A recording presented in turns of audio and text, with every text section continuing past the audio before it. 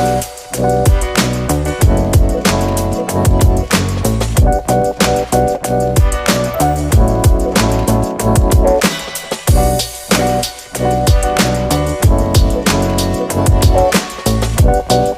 araw sa inyong lahat mga idol, dahil araw ngayon ng linggo at walang trabaho pero kailangan natin kumita kahit papaano.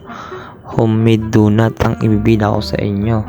Wow! At dito mga idol, wala nang patumpik-tumpik pa, kumuha agad ng plangganang malinis, nilagay ang itlog, baking at yes, nilagay na rin ang asukal, nilagyan ng tubig at ating halu-haluin.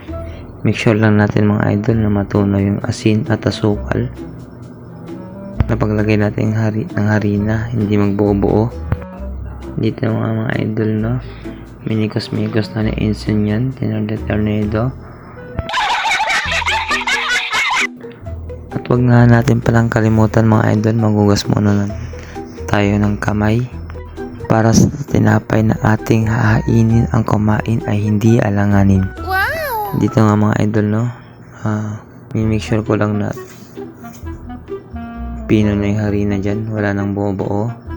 Kinukuskus ko lang sa planggana. Next step mga idol, no, ilalagay natin sa bowl. Ay basta sa planggana na malinis, hindi magkaluwas-luwas. Tapos mga idol, i-relax nyo ng 30 minutes. Tapos pagkatapos relax ng 30 minutes, huhulmay na natin. Dito mga idol, nire-ready ko na dito ibastunin para matansya natin kung gaano talaga karami yung magagawa natin. Pinastong ko dito, tapos i-divide ko ng 12 pieces, isang baston. Yan. Dito kayo mga idol, pagkatapos nyo bastunin, tapos nyo ma-divide yung dunyo, dito niya ihuhulmain nyo na ng pabilog para maging donut. Yan mga idol, yan nyo lang sa impitan para maging bilog. Tapos pag mahulma na ng bilog, yan, ipa-flat natin yan lahat. Tapos pagkatapos flat, puputasin natin yung gitna. Yan.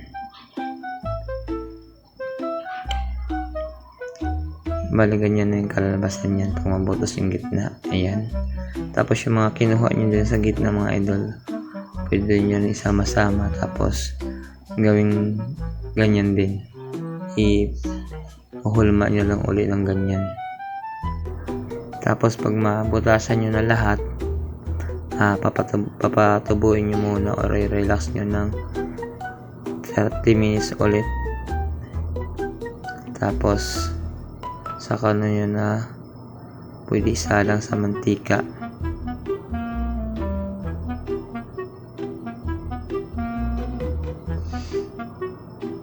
Tapos yan, yung mantika pa lang dito mga idol, no, painitin lang muna natin ng konti, mag-isala yung donut. Tapos pag medyo golden brown na siya, yan, pwede natin haunin yan dahil yung sabihin luto na yan. Yan, tapos yun ang kalalabasan mga idol. Yan, hanggang dito lang mga idol. Salamat sa inyong panonood. Happy Sunday and God bless.